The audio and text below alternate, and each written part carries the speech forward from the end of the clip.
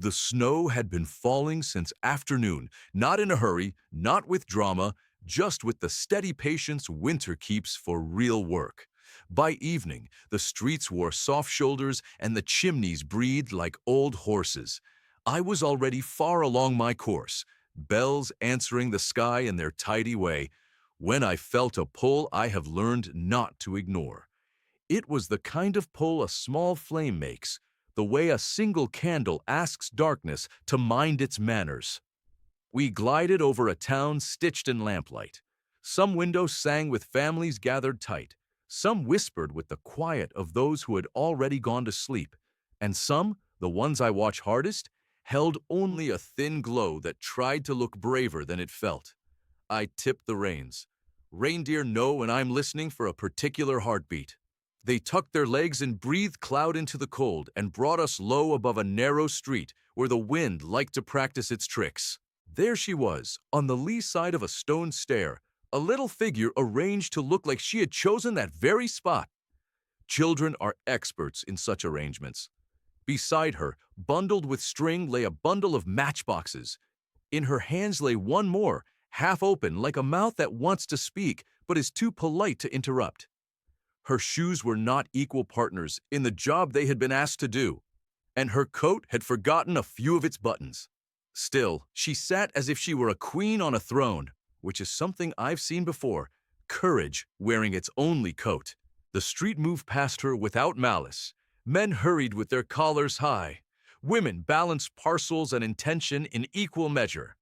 A boy in a cap dashed by and then returned a step to make a face that was meant to be friendly and came out crooked. The lamplighter paused at the corner, lifted his pull, and lit the evening in its right order. He looked toward her and then away, and as he turned, his coat sent a little breeze her direction. She smiled at the breeze as if it were a guest. Matches are small, honest things. They do their work without speeches. When she struck one, the flame sprang up with that first proud hiss I always admire. She cupped it close.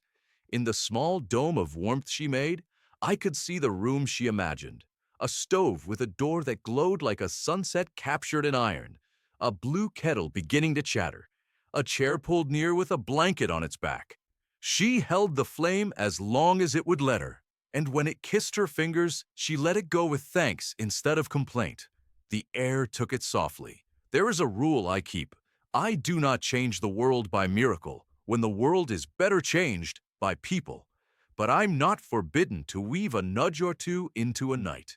So I set the smallest weight on the lamplighter's conscience and the lightest tug on the baker's memory, and a modest itch under the constable's collar that said, "Go see."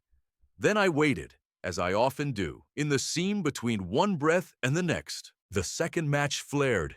In its circle of bravely borrowed summer, I saw her see a window that was not the one in front of her. A table waited there, with bowls that did not pretend to be full. They were full. Someone's hand set a loaf down as if it were a crown.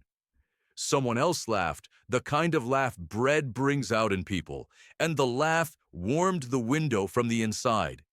She blinked, struck by loveliness, and nodded as if to say, "Yes, that is the right shape for a room."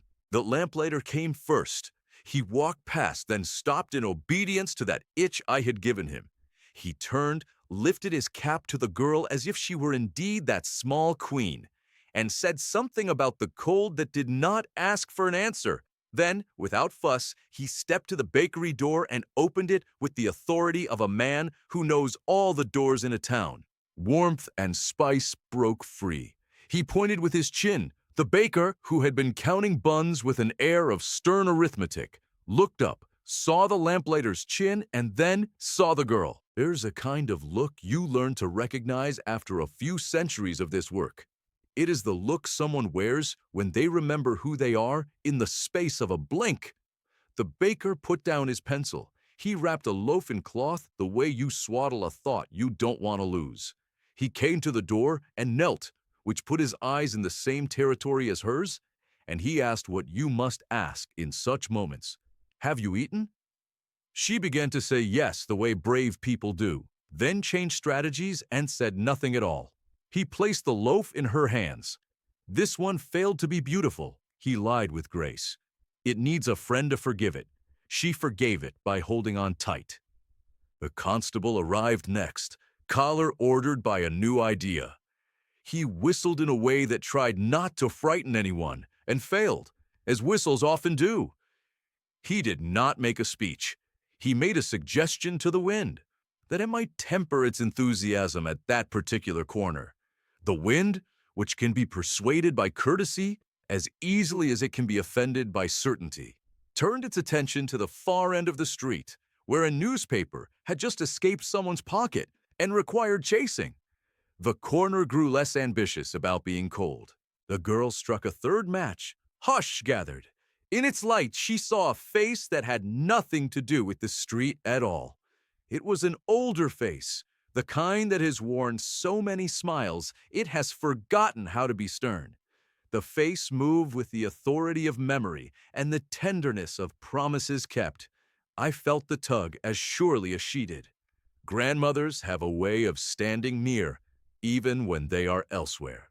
The flame licked upward and told a story to the girl's eyes about hands that had once braided her hair, and a voice that had once said things like, "You are a good idea." I did not interrupt that story. Some stories should be allowed to finish their sentence. When the match burned low, she held it higher, as if height could change the rules. It cannot, of course. Still, I admired the attempt. This would be the place, you might say, where the tale turns towards sorrow and keeps walking. I know the older version. It is not wrong to tell it that way. Sorrow is a teacher with a heavy bag. But there are other teachers, and they were not absent from the street. The lamplighter had sent a message ahead of himself with his lifted cap. The baker had set in motion that rarest kind of contagion, the kind made of noticing. The constable, whose job is usually to mind rules, started minding a different kind, the rule that says a town is responsible for its corners. From across the way, a woman stepped out of a laundry, with steam still clinging to her sleeves. She had a scarf around her neck that could not decide whether to be blue or green, and chose to be both. She crossed the street as if it were hers to cross, which it was, because she had earned it with years of crossing.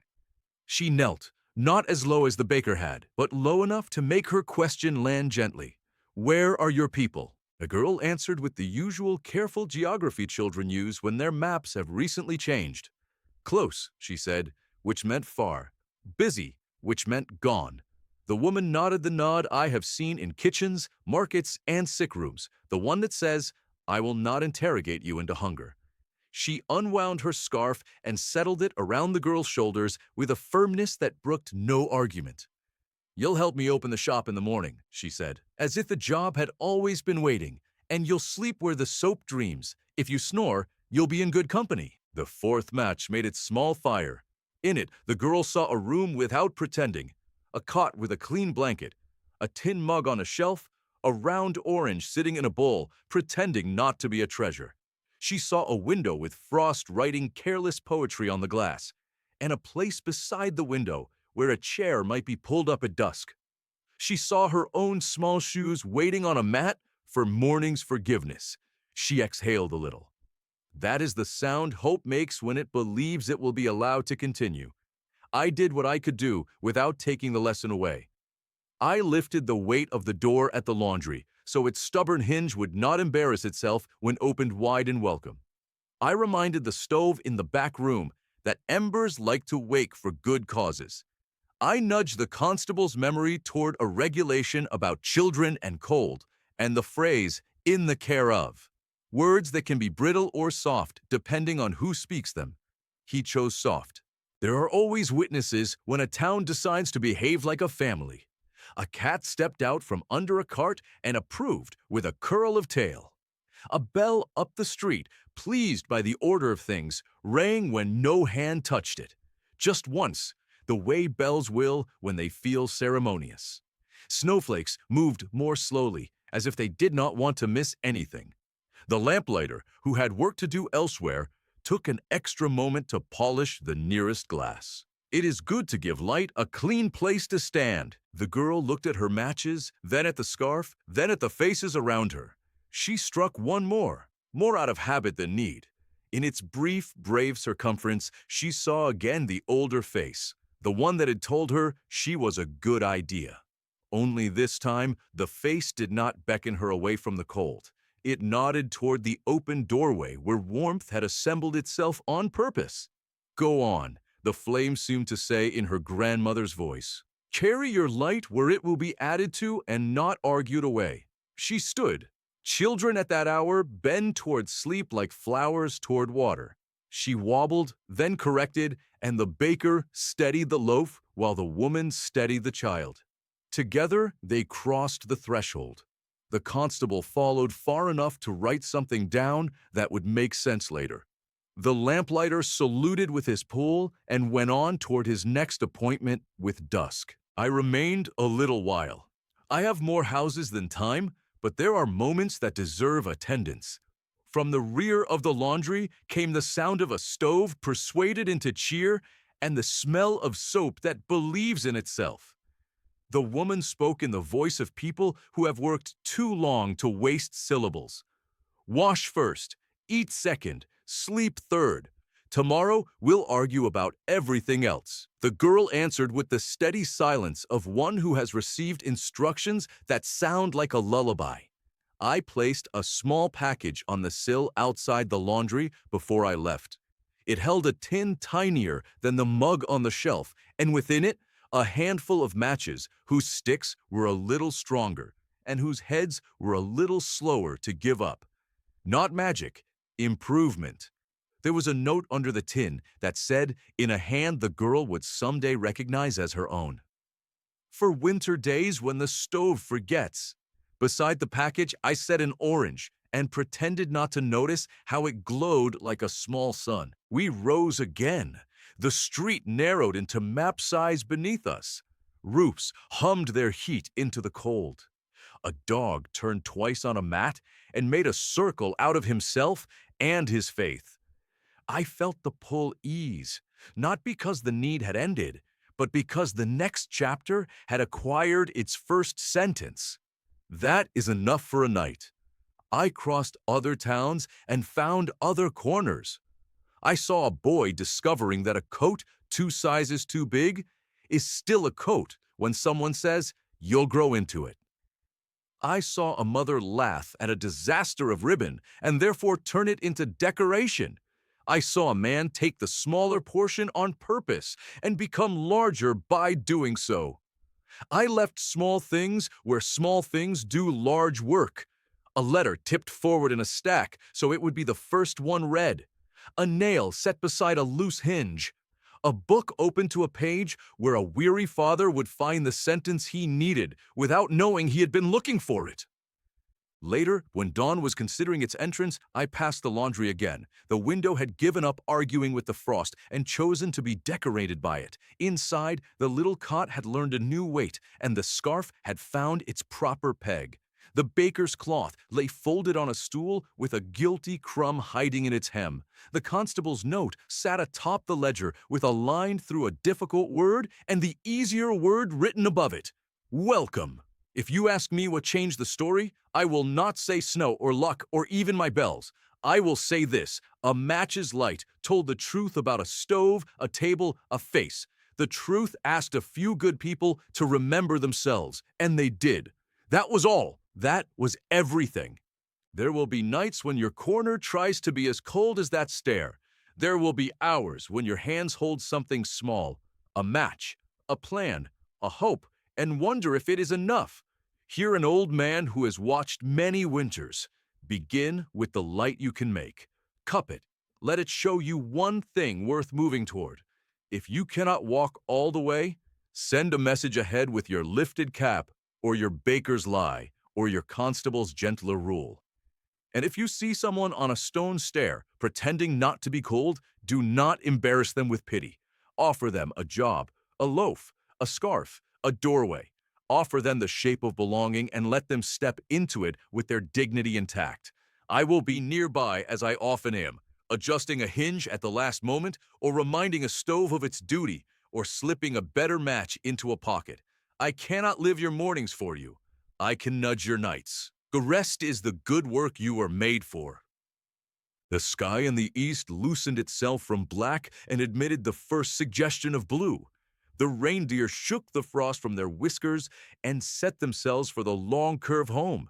I tucked one last package into one last stocking, a small tin that will one day hold buttons, and then, when the buttons are all mended, will hold seeds. Matches teach this. A little light becomes more. Seeds teach the same. So do people. Merry Christmas to you, if your hands are cold. May they find work and warmth both. If your flame is small, may it be joined. And if you pass by a window where soap is drying and a scarf hangs ready, remember the girl who struck her light and held it high enough to be seen.